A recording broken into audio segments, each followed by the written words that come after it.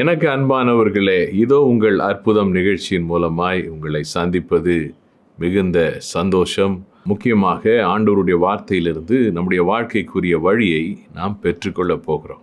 ஒரு இடத்துக்கு நம்ம போகணும்னு வச்சுப்போம், முகவரி இருக்குது, போகணுன்னு பிரயாசப்படுறோம், இடத்த கண்டுபிடிக்க முடியல. அப்போ ஒரே அலைந்து திரிந்து சுற்றி பார்த்திங்கன்னா ஒரு டயர்டாயிடுற மாதிரி ஒரு நிலைமை. ஏண்டா வந்தோம், எப்படி கண்டுபிடிக்க போகிறோம் அப்படின்னு மாதிரி.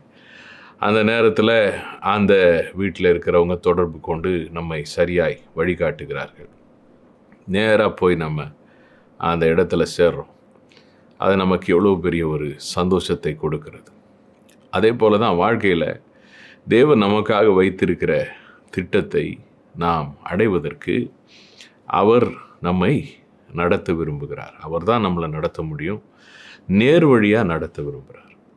ஆகையினால் தேவன் வைத்திருக்கிற அந்த நேர் வழியை எப்படி நாம் பெற்றுக்கொள்வது, இன்றைக்கு தொடர்ந்து பார்க்கலாமா?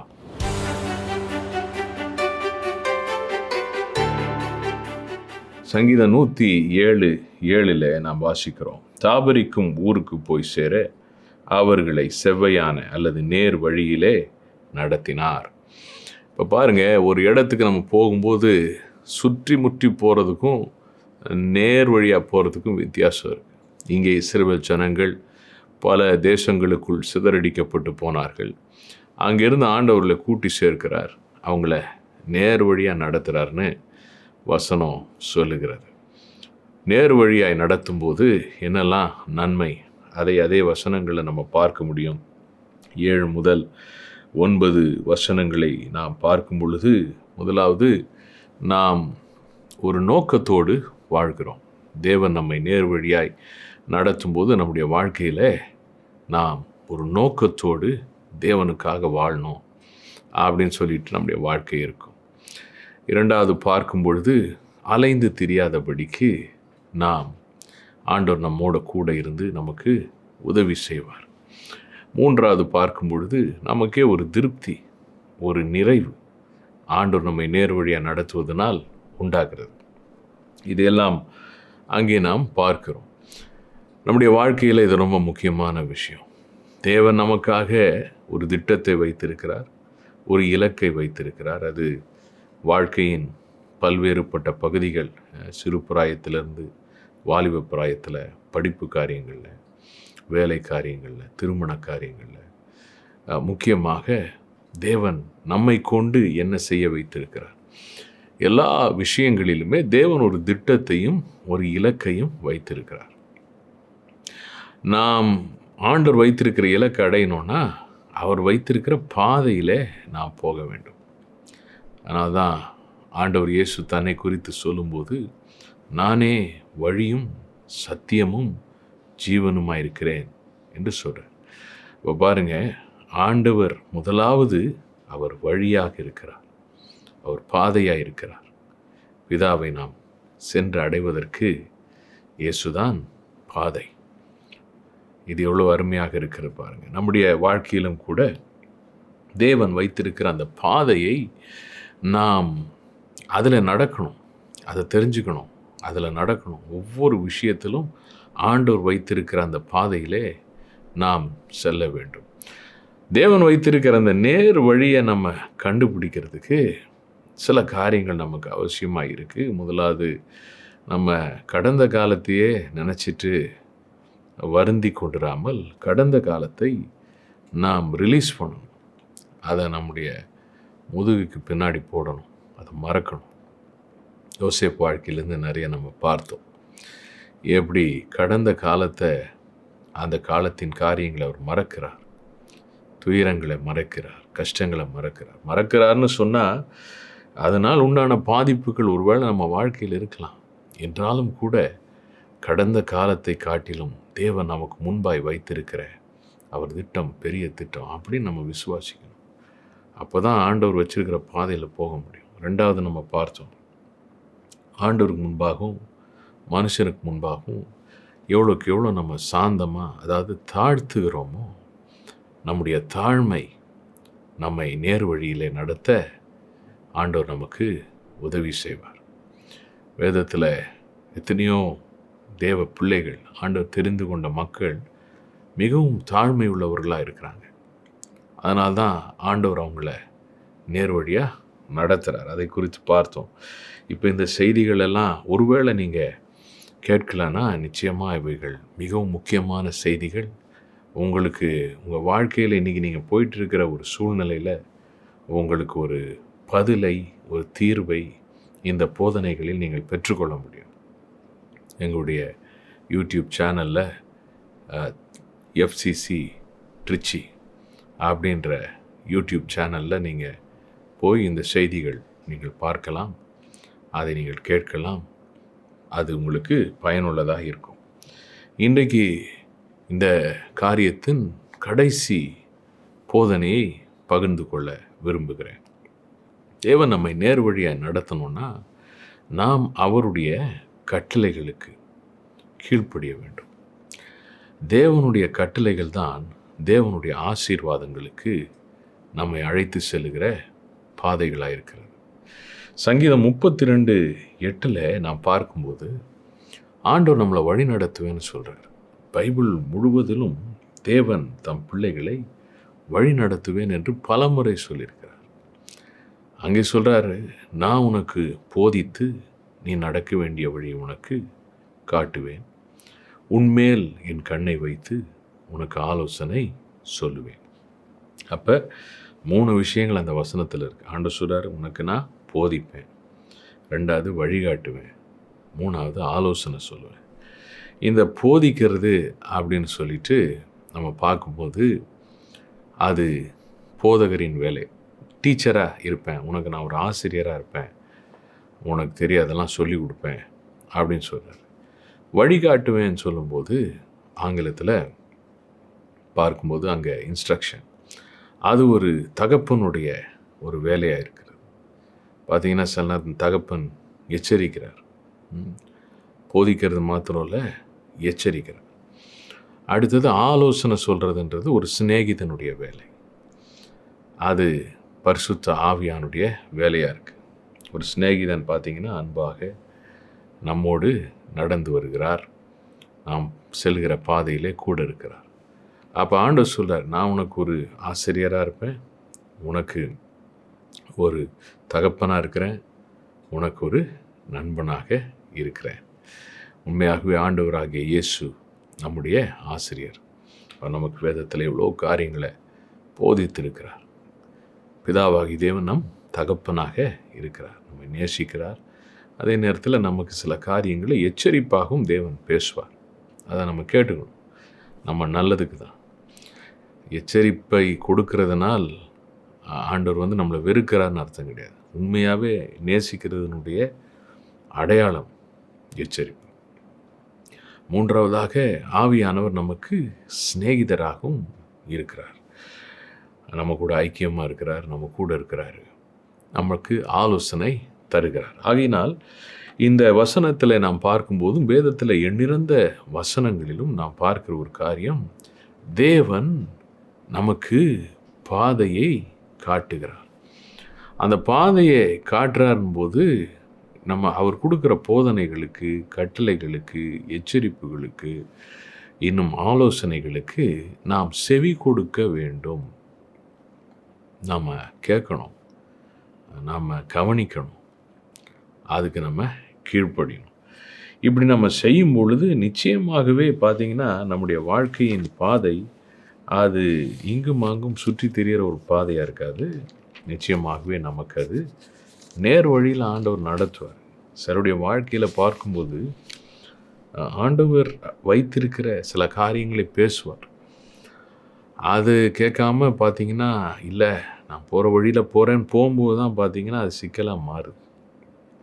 ஆண்டவர் பேசும்போது அப்படியே நாம் ஏற்றுக்கொண்டு கீழ்ப்படியும் போது நாம் சுற்றி திரிய வேண்டிய அவசியமே இருக்காது.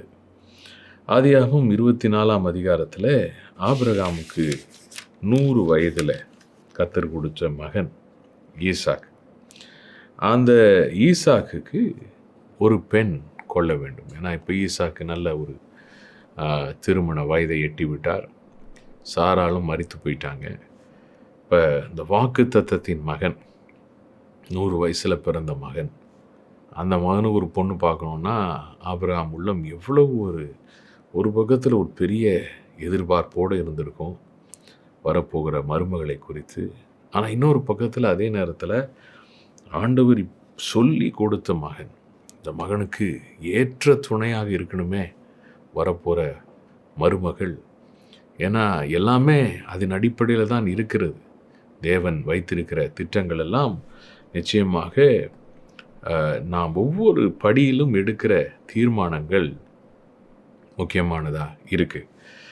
அப்போ தன்னுடைய வீட்டின் மூத்த ஊழியக்காரர் அவரை கூப்பிட்றார், சீனியர் மோஸ்ட். அவரை கூப்பிட்டு அவருக்கு சில காரியங்களை சொல்கிறார் பாருங்க. ஆதியாகமம் 24ஆம் அதிகாரத்தில் 3-4 வசனங்கள். நான் குடியிருக்கிற கானானியருடைய குமாரத்திகளில் நீ என் குமாரனுக்கு பெண் கொள்ளாமல் நீ என் தேசத்துக்கும் என் இனத்தாரிடத்துக்கும் போய் என் குமாரனாகிய ஈசாக்குக்கு பெண் கொள்வேன் என்று வானத்துக்கும் தேவனும் பூமிக்கு தேவனுமாகிய கர்த்தர் பேரில் எனக்கு ஆணையிட்டு கொடுக்கும்படி நீ உன் கையை என் தொடையின் கீழ் வை என்றான். இப்போ அந்த மூத்த ஊழியக்காரன் அப்படின்னா ஆபிரகாமோட ரொம்ப வருஷம் இருந்தவர். அவருக்கு இன்சைட் அவுட் எல்லாம் தெரியும், நல்ல அனுபவசாலி, எல்லாமே இருக்குது பாருங்கள். அறிவு, ஞானம், அனுபவம் எல்லாம் இருக்குது.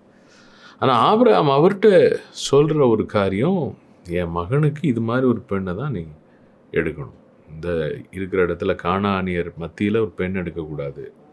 ஏன் அங்கே இருக்கிற பெண்கள் அழகு இல்லையா, அறிவு இல்லையா, அப்படியெல்லாம் கிடையாது. ஒருவேளை அழகோடு இருந்திருப்பாங்க, அறிவாளியாக கூட இருந்திருப்பாங்க.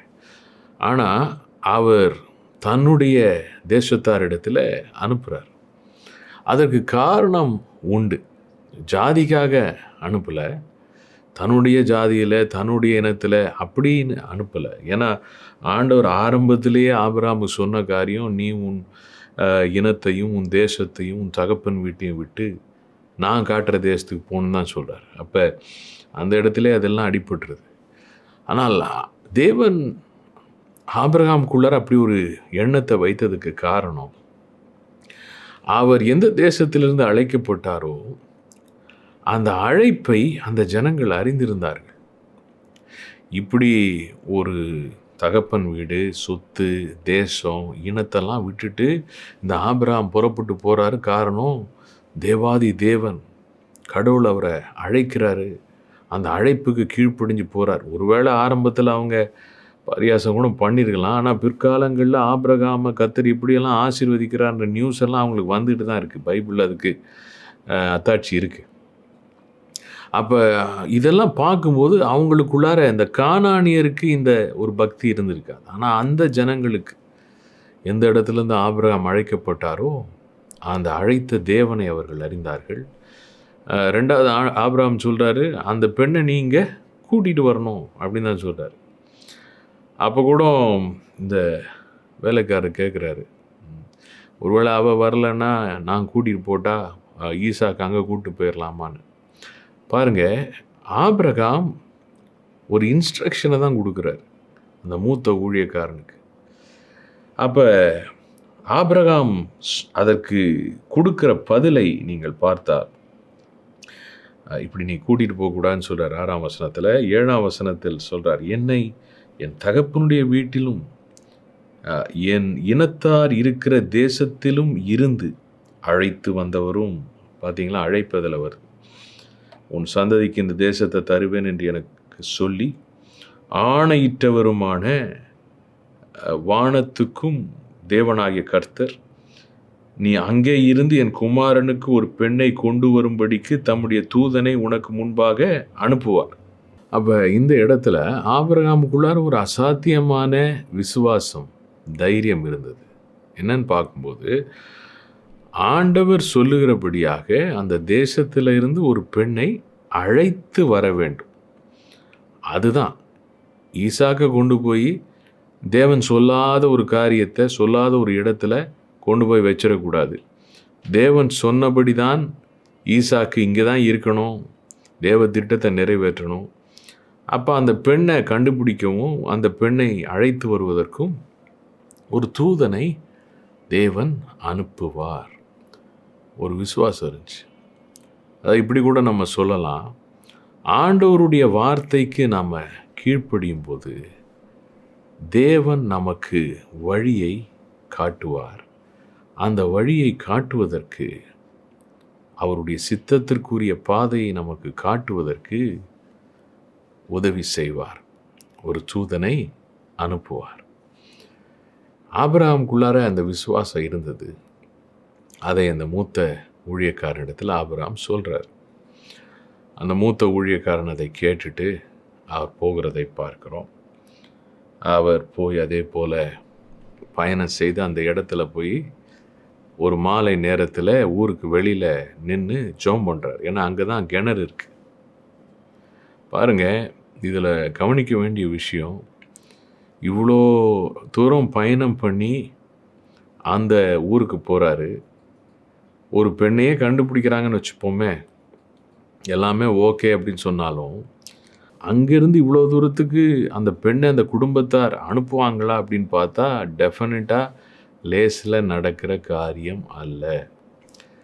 ஆனால் இதில் இருக்கிற ஒரு காரியம், தேவன் கொடுத்த கட்டளைக்கு நான் கீழ்ப்படிந்தால் தேவன் எனக்கு பாதையை திறப்பார், வழியை காட்டுவார், தூதனை அனுப்புவார், பதிலை தருவார்.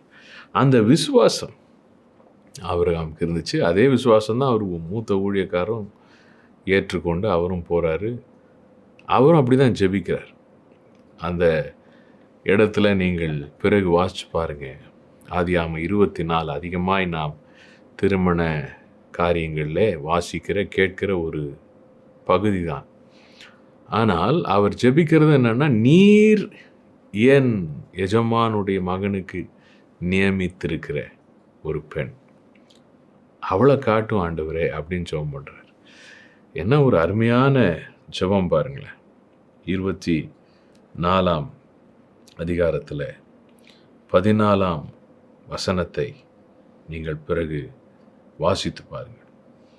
அப்போ நான் அறிந்து கொள்ள வேண்டும், இவள் தான் அந்த பெண் என்று சொல்லி, நீர் அவளை எஜமானுடைய மகனுக்கு நியமித்திருக்கிறீர். அப்போ அந்த இடத்துல இருந்த ஒரு காரியம் என்னன்னா, அவருக்குள்ளார ஒரு விசுவாசம் இருந்துச்சு. ஈசாக்குக்காக தேவன் ஒரு பெண்ணை நியமித்து விட்டார். இவன் 400 பைரேட்டாக பார்த்து அதில் ஏதோ ஏன் அறிவு, ஆற்றல், அனுபவம் இதில் கண்டுபிடிக்கிற ஒரு காரியம் இல்லை. கர்த்தர் நியமிச்சிட்டாரு. கர்த்தர் நியமிச்சிருக்கிறத நான் அறிந்து கொள்ள வேண்டும். அப்போ ஆண்டவர் வார்த்தைப்படி நான் செய்கிறேன்.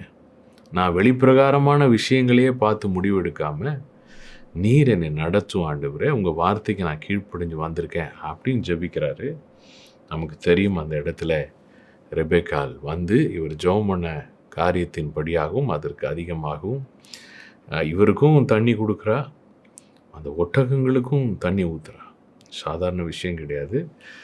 அதாவது அவளுடைய அந்த கர்டியஸ்னஸ்னு சொல்லுவாங்க, அதாவது ஒரு பரிவு, மிகப்பெரிய பரிவு, மிகப்பெரிய தயவு அந்த ரெபேக்காள் இடத்துல பார்க்குறோம். ஒரு அந்நியனுக்கு இவ்வளவு தயவை, பரிவை அவங்க காட்டுறாங்க.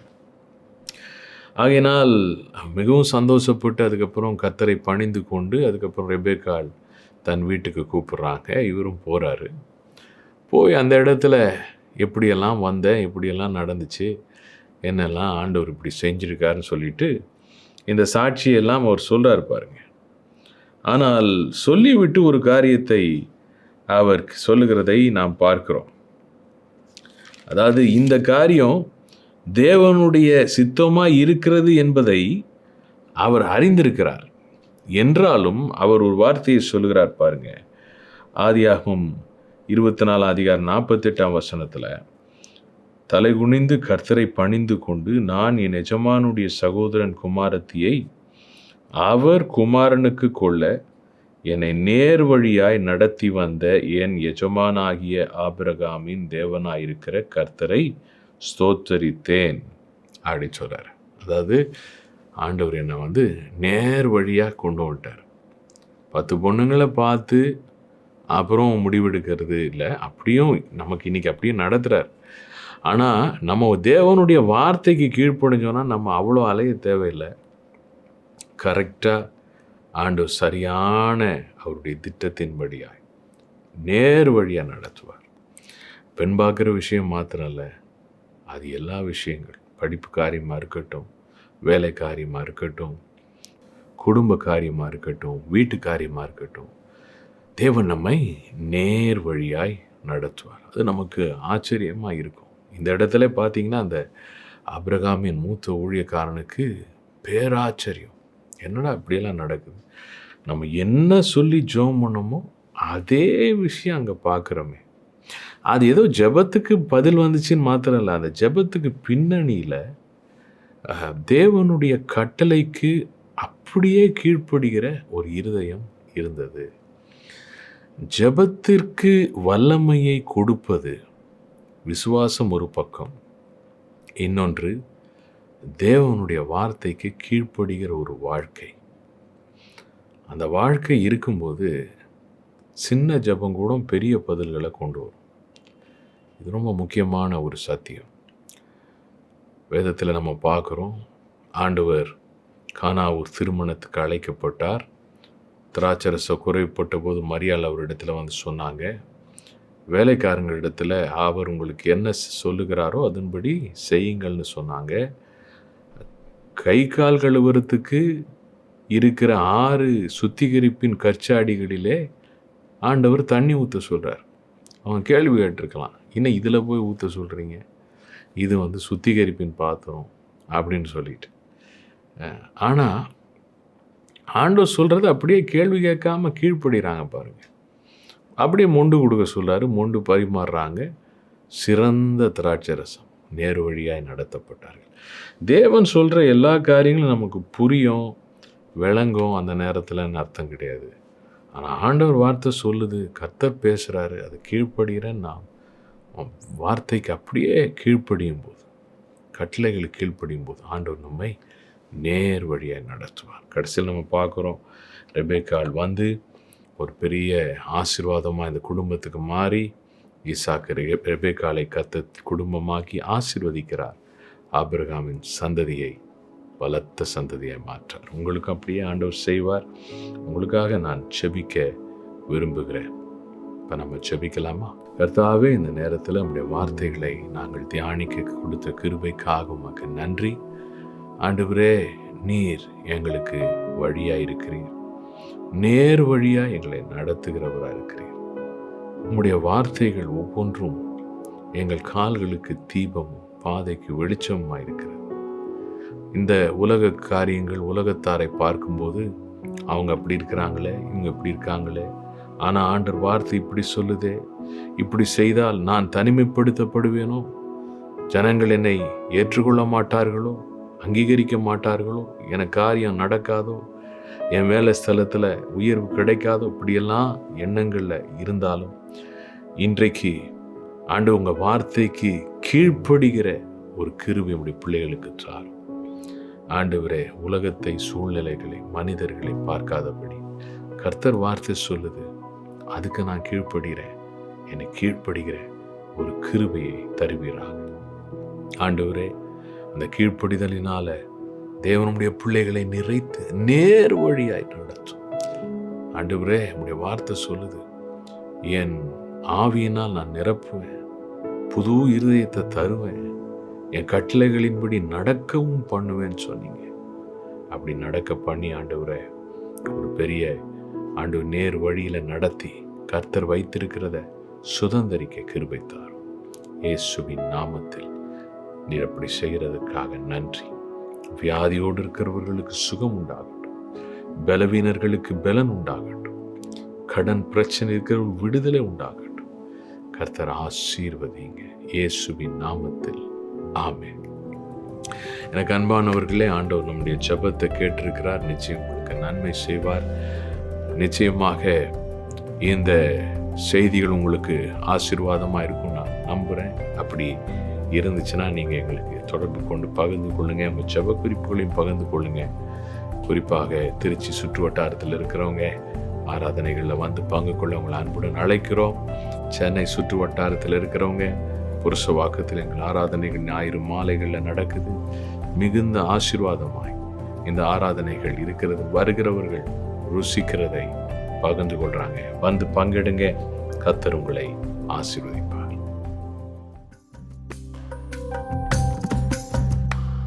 எல்லாம் முடிஞ்சிருச்சு என்று நான் நினைக்கும் போது புது துவக்கம் தந்து மகிழ செய்பவர் நீதானே. எல்லாம் முடிஞ்சிருச்சு என்று நான் நினைக்கும் போது புது துவக்கம் தந்து மகிழ செய்பவர் நீர்தானே. நீங்க சொல்லும் வரைக்கும் எது முடிவதில்லையே. நீங்க செய்ய நினைச்சத எவரும் தடுப்பதில்லையே. நீங்க சொல்லும் வரைக்கும் எது முடிவதில்லையே. நீங்க செய்ய நினைச்சத எவரும் தடுப்பதில்லையே. சகலமும் செய்ய வல்லவரே. எல்லாம் முடிஞ்சிருச்சு என்று நான் நினைக்கும் போது புது துவக்கம் தந்து மகிழ செய்பவர் நீர்தானே.